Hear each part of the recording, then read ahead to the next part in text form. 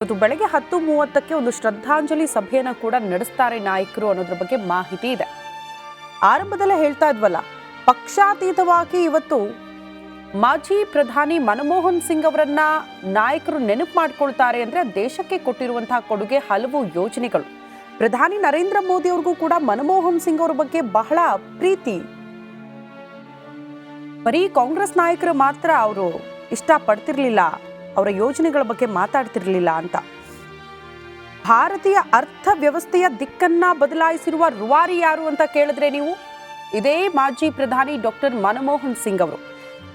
ಅನೇಕ ಕಾಂಗ್ರೆಸ್ ನಾಯಕರು ಹೇಗೆ ಅವ್ರನ್ನ ನೆನಪು ಮಾಡ್ಕೊಳ್ತಾರ ಅಂದಾಗ ಇದೇ ವಿಚಾರವನ್ನ ಪ್ರಸ್ತಾಪ ಮಾಡ್ತಾ ಇದ್ರು. ಭಾರತೀಯ ಅರ್ಥವ್ಯವಸ್ಥೆಯ ದಿಕ್ಕನ್ನ ಬದಲಾಯಿಸಿರುವ ಧೀಮಂತ ನಾಯಕ ಅವರು.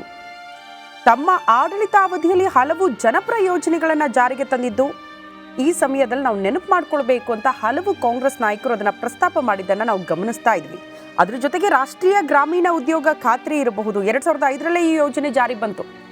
ನಾವೀಗೆಲ್ಲ ಮಾತಾಡ್ತೀವಿ ನಿರುದ್ಯೋಗದ ಸಮಸ್ಯೆ ಯಾಕೆ ಹೋಗಲಾಡಿಸೋದಕ್ಕೆ ಆಗ್ತಾ ಇಲ್ಲ ಯಾರಿಂದಲೂ ಕೂಡ ಅಂತ. ಬಟ್ ಆಗಲೇ ಅಂಥದ್ದೊಂದು ಚಿಂತನೆಯನ್ನು ಅಳವಡಿಸ್ಕೊಂಡಿದ್ರು ಮಾಜಿ ಪ್ರಧಾನಿ ಡಾಕ್ಟರ್ ಮನಮೋಹನ್ ಸಿಂಗ್ ಅನ್ನೋದು ಗಮನಾರ್ಹ. ಅದನ್ನ ನೆನಪು ಮಾಡಿಕೊಳ್ಳಬೇಕು ನಾವೀಗ. ಪ್ರತಿ ಗ್ರಾಮೀಣ ಕುಟುಂಬಕ್ಕೆ 100 ದಿನಗಳ ಕೂಲಿ ಉದ್ಯೋಗವನ್ನ ನೀಡಿತಂತೆ ಈ ಯೋಜನೆ. ಜನರ ಜೀವನೋಪಾಯವನ್ನ ಸುಧಾರಿಸುವ ಮತ್ತು ಗ್ರಾಮೀಣ ಮೂಲ ಸೌಕರ್ಯವನ್ನ ಹೆಚ್ಚು ಮಾಡೋದೇ ಈ ಯೋಜನೆಯ ಉದ್ದೇಶ ಆಗಿತ್ತು. 2005ರಲ್ಲೇ ಈ ಯೋಜನೆಯನ್ನ ಜಾರಿಗೆ ತಂದಿದ್ರು. ಇಂಥದ್ದೊಂದು ಜನರಿಗೆ ಸಹಾಯ ಆಗೋ ನಿಟ್ಟಿನಲ್ಲಿ ಯೋಜನೆಯನ್ನ ಅಂತ. ಅದ್ರ ಜೊತೆಗೆ ಮಾಹಿತಿ ಹಕ್ಕು ಕಾಯ್ದೆ 2005ರಲ್ಲಿ ಅಂಗೀಕರಿಸಲ್ಪಟ್ಟ RTI ನಾಗರಿಕರಿಗೆ ಸಾರ್ವಜನಿಕ ಅಧಿಕಾರಿಗಳಿಂದ ಮಾಹಿತಿ ಪಡೆಯುವ ಹಕ್ಕನ್ನ ಕೂಡ ಇದೆ ಮಾಜಿ ಪ್ರಧಾನಿ ಡಾಕ್ಟರ್ ಮನಮೋಹನ್ ಸಿಂಗ್ ನೀಡಿದ್ದಾರೆ ಅನ್ನೋದು ಕೂಡ ನಾವು ಗಮನಿಸಬೇಕಾಗಿರುವಂತಹ ವಿಚಾರ. ಅದ್ರ ಜೊತೆಗೆ ಆಧಾರ್, ಈಗೆಲ್ಲ ನಾವು ಪ್ರತಿಯೊಂದಕ್ಕೂ ಕೂಡ ಆಧಾರ್ ಸೌಲಭ್ಯ ಕೇಳ್ತೀವಿ. ಆಧಾರ್ ಇರೋದ್ರಿಂದ ಎಲ್ಲವೂ ಕೂಡ ಸರಾಗವಾಗಿ ಆಗುತ್ತೆ ಕೆಲಸಗಳಂತೆಲ್ಲ ಮಾತಾಡ್ತೀವಲ್ಲ. ಈ ಆಧಾರ್ ಸೌಲಭ್ಯ ಪರಿಚಯ ಮಾಡಿದವ್ರು ಯಾರು ಹಾಗಾದ್ರೆ ಅಂತ ನೀವು ಪ್ರಶ್ನೆ ಮಾಡಿದ್ರೆ ಬೇರೆ ಯಾರು ಅಲ್ಲ, ಇದೇ ಕಾಂಗ್ರೆಸ್ನ ಹಿರಿಯ ಮುತ್ಸದ್ದಿ ಮಾಜಿ ಪ್ರಧಾನಿ ಡಾಕ್ಟರ್ ಮನಮೋಹನ್ ಸಿಂಗ್ ಅನ್ನೋದನ್ನ ಕೂಡ ನಾವು ನೆನಪು ಮಾಡ್ಕೊಳ್ಬೇಕು ಅಂತ ಅನ್ಸುತ್ತೆ. ಕಾರಣ ಹಲವು ನಿವಾಸಿಗಳಿಗೆ ಅದು ವಿಶಿಷ್ಟ ಗುರುತನ್ನ ಒದಗಿಸೋದಕ್ಕೆ ಆಧಾರ್ ಕಾರ್ಡ್ ಬಹಳ ಸಹಾಯ ಆಗಿದೆ ಅಂತ. ವಿವಿಧ ಸೇವೆಗಳ ಪ್ರವೇಶ ಒದಗಿಸೋದಕ್ಕೆ ನೀವೆಲ್ಲೇ ಹೋಗಿ ಈಗ ಆಧಾರ್ ಕಾರ್ಡ್ ಒಂದಿದ್ರೆ ಸಾಕಪ್ಪ, ಎಲ್ಲ ಕೆಲಸ ಆಗುತ್ತೆ, ಆರಾಮಾಗಿ ಹೋಗಿ ಇದ್ದು ಬರಬಹುದು ಅಂತ. ನೀವೆಲ್ಲೇ ಪ್ರಯಾಣ ಮಾಡಿದ್ರು ಕೂಡ ಈಗ ಆಧಾರ್ ಕಾರ್ಡ್ ಒಂದಿದ್ರೆ ಸಾಕು ಅನ್ನೋ ರೀತಿಯಲ್ಲಿ ಆಗ್ಬಿಟ್ಟಿದೆ. ಸೊ ಅದನ್ನ ಪರಿಚಯ ಮಾಡಿದಂತಹ ಧೀಮಂತ ಕೂಡ ಇದೇ ಡಾಕ್ಟರ್ ಮನಮೋಹನ್ ಸಿಂಗ್ ಅವರು ಅಂತ. ಮತ್ತೊಂದು ವಿಚಾರ ಗಮನಿಸಬೇಕು, ನೇರ ಲಾಭ ವರ್ಗಾವಣೆ. ಡಾಕ್ಟರ್ ಮನಮೋಹನ್ ಸಿಂಗ್ ಅವರ ಸರ್ಕಾರವು ನೇರ ಲಾಭ ವರ್ಗಾವಣೆ ವ್ಯವಸ್ಥೆಯನ್ನು ಕೂಡ ಆ ಸಂದರ್ಭಕ್ಕೆ ಜಾರಿಗೆ ತಂದಿತ್ತು ಅಂತ. ಇದು ಕಲ್ಯಾಣ ನಿಧಿ ವಿತರಣೆಯನ್ನ ಸರಳೀಕರಣ ಮಾಡೋದು, ಅನೇಕ ಲೋಪದೋಷಗಳನ್ನ ಕೂಡ ಆ ಮೂಲಕ ತೆಗೆದು ಹಾಕುವುದಕ್ಕೂ ಕೂಡ ಸಹಾಯ ಆಯಿತು ಅನ್ನುವಂತಹ ವಿಚಾರವನ್ನ ಹಲವು ಕಾಂಗ್ರೆಸ್ ನಾಯಕರು ಈ ರೀತಿಯೆಲ್ಲ ಡಾಕ್ಟರ್ ಮನಮೋಹನ್ ಸಿಂಗ್ ಅವರನ್ನ ನೆನಪು ಮಾಡ್ಕೊಳ್ತಾ ಇರೋದನ್ನ ನಾವು ಗಮನಿಸ್ತಾ ಇದ್ದೀವಿ.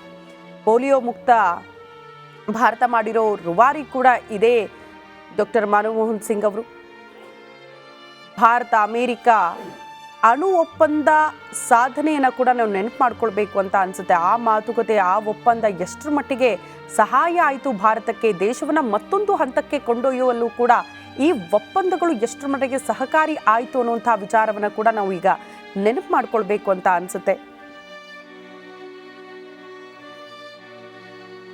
ಬಗ್ಗೆ ಮತ್ತಷ್ಟು ಡೀಟೇಲ್ಸ್ ಅನ್ನ ಕೊಡ್ತಾ ಹೋಗ್ತಾರೆ ನಮ್ಮ ಪ್ರತಿನಿಧಿ ಬಸವರಾಜ್, ನೇರ ಸಂಪರ್ಕದಲ್ಲಿ ಜಾಯಿನ್ ಆಗ್ತಿದ್ದಾರೆ. ಬಸವರಾಜ್, ದೇಶ ಕಂಡ ಒಬ್ಬ ಧೀಮಂತ ನಾಯಕ, ಮಾಜಿ ಪ್ರಧಾನಿ, ಕಾಂಗ್ರೆಸ್ನ ಹಿರಿಯ ಮುತ್ಸದ್ದಿ ಮನಮೋಹನ್ ಸಿಂಗ್ ಅವರ ಅಗಲಿಕೆ, ಕಾಂಗ್ರೆಸ್ ನಾಯಕರ ಸ್ಮರಣೆ ಯಾವ ರೀತಿ ಇದೆ, ಏನೆಲ್ಲ ಇವತ್ತು ಪ್ಲಾನಿಂಗ್ಗಳಾಗಿದೆ, ಡೀಟೇಲ್ಸ್ ಅನ್ನ ಕೊಡ್ತಾ ಹೋಗೋದಾದ್ರೆ.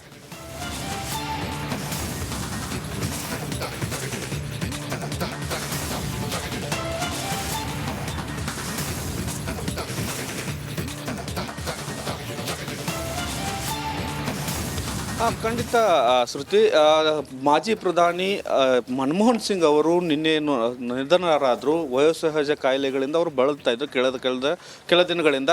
ಅಂತಿಮವಾಗಿ ನಿನ್ನೆ ಕೊನೆ ಹೆಸರು ಎಳೆದಿದ್ದಾರೆ.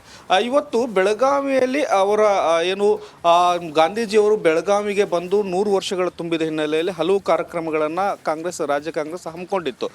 ಬೆಳಗ್ಗೆ ಇವತ್ತು ಗಾಂಧಿ ಪುತ್ಥಳಿಯನ್ನು ಸುವರ್ಣಸೌಧದಲ್ಲಿ ಉದ್ಘಾಟನೆ ಮಾಡುವಂಥ ಕಾರ್ಯಕ್ರಮ ಇತ್ತು. ರಾಹುಲ್ ಗಾಂಧಿಯವರು AICC ಅಧ್ಯಕ್ಷ ನಾಯಕರಂತ ಮಲ್ಲಿಕಾರ್ಜುನ್ ಖರ್ಗೆ ಅವರು, CM DCM ಎಲ್ಲರೂ ಸೇರಿದಂತೆ ಕಾಂಗ್ರೆಸ್ನವರು ಒಟ್ಟಾಗಿ ಸೇರಿ ಇಲ್ಲಿ ಉದ್ಘಾಟನೆ ಮಾಡುವಂಥ ಕಾರ್ಯಕ್ರಮ ಆಯಿತು. ಇನ್ನು ಉಳಿದಂತೆ CPD ಗ್ರೌಂಡಲ್ಲಿ ದೊಡ್ಡ ಬೃಹತ್ ಸಮಾವೇಶವನ್ನು ಕೂಡ ಆಯೋಜನೆ ಕಾಂಗ್ರೆಸ್ ಪಕ್ಷದಿಂದ ಆಗಿತ್ತು. ಆದರೆ ಮಾಜಿ ಪ್ರಧಾನಿ ಮನಮೋಹನ್ ಸಿಂಗ್ ಅವರು ತೀರ್ಕೊಂಡಂಥ ಹಿನ್ನೆಲೆಯಲ್ಲಿ ಈಗ ಎಲ್ಲ ಕಾರ್ಯಕ್ರಮಗಳನ್ನು ರದ್ದು ಮಾಡಿ CPD ಗ್ರೌಂಡ್ನಲ್ಲಿ ಇರತಕ್ಕಂಥ ವೇದಿಕೆಯಲ್ಲಿ ಈಗ ಶ್ರದ್ಧಾಂಜಲಿ ಕಾರ್ಯಕ್ರಮನ 10:30ಕ್ಕೆ ಆಯೋಜನೆ ಮಾಡಲಾಗಿದೆ. ಇನ್ನು ಉಳಿದಂತೆ ಮನಮೋಹನ್ ಸಿಂಗ್ ಅವರು ರಾಜ್ಯ ಮತ್ತು ರಾಷ್ಟ್ರ ಕಾಂಗ್ರೆಸ್ಗೆ, ಅದರಲ್ಲೂ ರಾಷ್ಟ್ರ ಕಾಂಗ್ರೆಸ್ಗೆ ಆರ್ಥಿಕ ಚೈತನ್ಯವನ್ನು ತುಂಬಿದಂಥವರು ಮತ್ತು ಬಹಳ ಅವರು 10 ವರ್ಷಗಳೇನಿತ್ತಲ್ಲ ಅವರ ಅಧಿಕಾರದ ಅವಧಿ, ಅಟಲ್ ಬಿಹಾರಿ ವಾಜಪೇಯಿ ಅವರು ಪ್ರಧಾನಿ ಬಳಿಕ ಇವರು ಪ್ರಧಾನಿ ಆಗಿರ್ತಕ್ಕಂಥದ್ದು ಸಂದಿಗ್ಧ ಪರಿಸ್ಥಿತಿಯಲ್ಲಿ ಅವರು ಪ್ರಧಾನಿ ಹುದ್ದೆಯನ್ನು ವಹಿಸ್ಕೊಂಡ್ರು. ಎರಡು ಅವಧಿಗೆ ಅವರು ಪ್ರಧಾನಿ ಆಗಿದ್ದರು. ಅವರ ಕಾಲ ಏನಿದೆಯಲ್ಲ ಒಂದಷ್ಟು ಸೈಲೆಂಟಾಗಿ ದೇಶದ ಪ್ರಗತಿಗೆ ಯಾವ ರೀತಿಯಾಗಿ ಭದ್ರ ಬುನಾದಿಯನ್ನು ಹಾಕಬೇಕು ಅನ್ನುವಂಥದ್ದನ್ನು ಮನಮೋಹನ್ ಸಿಂಗ್ ಅವರು ತೋರಿಸ್ಕೊಟ್ಟಿರ್ತಕ್ಕಂಥದ್ದು. ಯಾಕಂದರೆ ಅವರು ಯಾವತ್ತೂ ಕೂಡ ಪ್ರಚಾರವನ್ನು ನಾನು ಇಂತಿಂತಹ ಕೆಲಸಗಳನ್ನು ಮಾಡಿದ್ದೇನೆ ಅನ್ನುವಂಥ ಪ್ರಚಾರವನ್ನು ತೆಗೆದುಕೊಳ್ಳಿಲ್ಲ. ಈಗಲೂ ಕೂಡ ಕಾಂಗ್ರೆಸ್ ಅವಧಿಯ ಕಾರ್ಯಕ್ರಮಗಳನ್ನು 10 ವರ್ಷದ ಅವಧಿ ಕಾರ್ಯಕ್ರಮಗಳನ್ನು ಈ ಎಲ್ಲ ನಾಯಕರು ಕೂಡ ನೆನೀತಾರೆ. ಯಾಕಂದರೆ ಪ್ರಮುಖವಾಗಿ ನೀವು ನಮ್ಮ ಗಮನಿಸಬಹುದು, ರಾಷ್ಟ್ರ ಸಂದಿಗ್ಧ ಸ್ಥಿತಿಯಲ್ಲಿದ್ದಂಥ ಸಂದರ್ಭದಲ್ಲಿ 1990ರಲ್ಲಿ 92ರಲ್ಲಿ ಸಂದಿಗ್ಧ ಸ್ಥಿತಿ ಇತ್ತು. ಹರ್ಷದ್ ಮೆಹ್ತಾ ಅವರ ಕೇಸ್ಗಳನ್ನು ಕೂಡ ನೀವು ಗಮನಿಸಿರಬಹುದು. ಆ ಸಂದರ್ಭದಲ್ಲಿ ಆರ್ಥಿಕವಾಗಿ ಬಹಳ ಕುಸಿದಿತ್ತು ಭಾರತ. ಆ ಸಂದರ್ಭದಲ್ಲಿ ಅವರು ಆರ್ಥಿಕ ಇಲಾಖೆಯನ್ನು ವಹಿಸ್ಕೊಳ್ತಾರೆ. ಆ ಹಣಕಾಸಿನ ಇಲಾಖೆಯನ್ನು ವಹಿಸ್ಕೊಂಡ ನಂತರ ಬಹಳಷ್ಟು ಸುಧಾರಣೆಗಳನ್ನು ದೇಶದಲ್ಲಿ ತಗೊಂಡ ಬಳಿಕ ಅವರು ಆರ್ಥಿಕ ತಜ್ಞರಾಗಿ ಒಂದಷ್ಟು ಬುನಾದಿಗಳನ್ನು ಹಾಕಿಕೊಡ್ತಾರೆ. ಆ ಬಳಿಕ 2014ರಲ್ಲಿ ಅವರು ಪ್ರಧಾನಿ ಆದಾಗ ಕೂಡ ಒಂದಷ್ಟು ನೀವು ನರೇಗಾ ಅಂತ ಈಗ ನಾವು ಏನು ಮಾತಾಡ್ತೇವೆ, ನರೇಗಾ ಕೂಡ ಅವರ ಕಾಲದಲ್ಲಿ ಆಗಿರ್ತಕ್ಕಂಥದ್ದು. ರೇಷನ್ ಆಹಾರ ಭದ್ರತೆ ಕಾಯ್ದೆ ಕೂಡ ಅವರ ಕಾಲದಲ್ಲಿ ಪ್ರಮುಖವಾಗಿ ಜಾರಿಯಾಗಿ ಎಲ್ಲರಿಗೂ ಕೂಡ ರೇಷನ್ ಕೂಡ ಒಂದು ಆಹಾರ ಭದ್ರತೆ ಕಾಯ್ದೆ ಕೂಡ ಅವರ ಕಾಲದಲ್ಲಿ ಆಗಿರ್ತಕ್ಕಂಥದ್ದು. ಇನ್ನು ಉಳಿದಂತೆ ಹಣ ನೇರ ವರ್ಗಾವಣೆ ಏನಿದೆ, ಈಗಲೂ ಕೂಡ ಸರ್ಕಾರಿ ಯೋಜನೆಗಳು ಕೂಡ ಹಣಗಳು ಹೇಗೆ ನೇರ ವರ್ಗಾವಣೆ ಆಗ್ತದೆ ಅದು ಕೂಡ ಬೆನಿಫಿಷರಿಗೆ ನೇರವಾಗಿ ತಲುಪಬೇಕನ್ನುವಂಥ ಕಾರಣಕ್ಕಾಗಿ ಅವರ ಕಾಲದಲ್ಲಿ ಇದೊಂದು ಆರಂಭ ಆಗಿರ್ತಕ್ಕಂಥದ್ದು. ಬಹಳಷ್ಟು ಸುಧಾರಣೆಗಳನ್ನು ದೇಶದಲ್ಲಿ ಅವರು ಕಳೆದ 2004ರಿಂದ 2014 ಅವಧಿಯಲ್ಲಿ ಅವರು ತೆಗೆದುಕೊಂಡು ಬರ್ತಾರೆ. ಎಲ್ಲಿಯೂ ಕೂಡ ಅವರು ತಮ್ಮ ಪ್ರಚಾರವನ್ನು ಮಾಡಲಿಲ್ಲ. ಹೀಗಾಗಿ ನಿನ್ನೆ ಅವರು ಏನು ಸ್ಥಿತಿ ಗಂಭೀರ ಇದೆ ಅಂತಂದಾಗ ಗೊತ್ತಾದಾಗ ರಾಹುಲ್ ಗಾಂಧಿ ಅವರು ಮತ್ತು ಮಲ್ಲಿಕಾರ್ಜುನ್ ಖರ್ಗೆ ಅವರು ಇಲ್ಲಿ ಬೆಳಗಾವಿಯಲ್ಲಿ ಒಂದು ಸಭೆಯನ್ನು ನಡೆಸ್ತಾರೆ. ಸಭೆಯನ್ನು ನಡೆಸಿ ಇವತ್ತಿನ ಕಾರ್ಯಕ್ರಮಗಳನ್ನೆಲ್ಲವನ್ನೂ ರದ್ದು ಮಾಡಿ ನಿನ್ನೆ ರಾತ್ರಿ 10:30 11 ಗಂಟೆ ಸುಮಾರಿಗೆ ದೆಹಲಿಗೆ ತೆರಳಿದ್ದಾರೆ. ಶ್ರುತಿ, ಇವತ್ತು ಶ್ರದ್ಧಾಂಜಲಿ ಸಭೆಯನ್ನು ಬೆಳಗಾವಿಯಲ್ಲಿ ಮತ್ತು ರಾಜ್ಯ ಕಾಂಗ್ರೆಸ್ ವತಿಯಿಂದ CM DCM ಅವರ ನೇತೃತ್ವದಲ್ಲಿ ಶ್ರದ್ಧಾಂಜಲಿ ಸಭೆಯನ್ನು ಆಚರಿಸೋಕ್ಕೆ ಮತ್ತು ರಾಜ್ಯದಲ್ಲಿ 7 ದಿನಗಳ ಕಾಲ ಸರ್ಕಾರಿ ರಜೆಯನ್ನು ಕೂಡ ಘೋಷಣೆ ಮಾಡಲಾಗಿದೆ. ಶ್ರುತಿ. ಓಕೆ ಬಸವರಾಜ್, ಧನ್ಯವಾದಗಳು ತಮ್ಮೆಲ್ಲ ಮಾಹಿತಿಗೆ.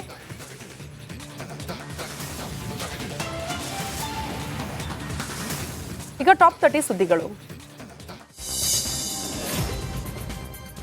ಮಾಜಿ ಪ್ರಧಾನಿ 92 ವರ್ಷದ ಡಾಕ್ಟರ್ ಮನಮೋಹನ್ ಸಿಂಗ್ ನಿಧನರಾಗಿದ್ದಾರೆ. ತೀವ್ರ ಉಸಿರಾಟದ ತೊಂದರೆಯಿಂದ ಬಳಲುತ್ತಿದ್ರು.